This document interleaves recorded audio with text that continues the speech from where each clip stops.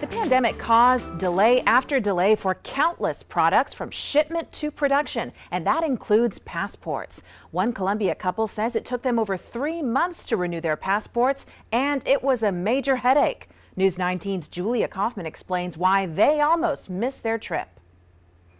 Preparing for a trip requires a passport, packing, and planning. But Trey McDaniel never imagined it would take this much patience. It was a nightmare process. Ready to celebrate 10 years with his wife on an island in August, McDaniel started prepping in May. So it was time for us to renew our passports. You know, looking at the passport, the websites and the information online, it had said, it was about an 8-week process. But 8 weeks went by and the McDaniels had no update until one application came back just to say they forgot to sign it. In the meantime, I called in to the 800 number. After about 20 times in a row of trying to call, it finally got me through where I could be on hold. And the lady also told me on the phone, I said, ma'am, it said 8 weeks when I applied. And she said, well, when you applied, it was 8 weeks. However, now it's 18 to 20 weeks. He called a lawmaker for help, and a week before their flight, they got a very important piece of mail. If I would not have just stayed on this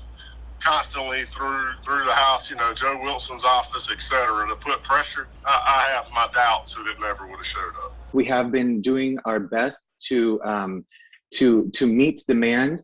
But again, it's been a very difficult year. Andres Rodriguez works for the State Department's passport office. He blames the pandemic for applications taking up to 18 weeks. We did, over the pandemic, limit the amount of bodies in some of our offices because of social distancing and health guidelines. You mix those precautions with an uptick in workload, and we have a bit of a processing delay. This is what he suggests. We recommend around 6 months before travel to start either planning your renewal or your first time passport application.